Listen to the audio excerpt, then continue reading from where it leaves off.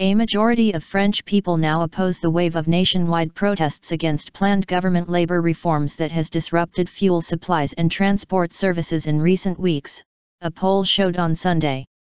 The BVA poll of 1,172 people showed, however, that many are still against the reforms which unions say will strip workers of their rights.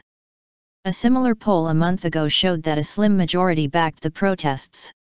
After more than 3 months of tense talks, often violent street protests, and waves of strikes in the transport and energy industries, the Socialist government is under pressure to find a solution before the Euro 2016 kick-off on June 10. Days before the start of the Euro football tournament, while no solution to the social crisis is in sight, the support for the protest movement against the labor reform is dwindling, Agnes Balle of BVA Opinion said.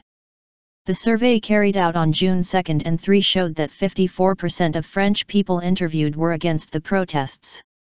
The same number backed the protests in May. Only 45% currently support the protest movement, BVA said.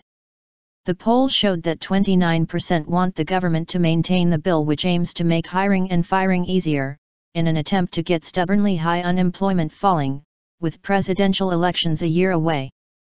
The same percentage want the bill be withdrawn, while 41% want the government to negotiate. Unions, teachers, students, and youth groups led the initial strikes and protests in March and April against the labor law changes, but opposition was faltering until the government began the process of forcing the bill through the lower house of parliament.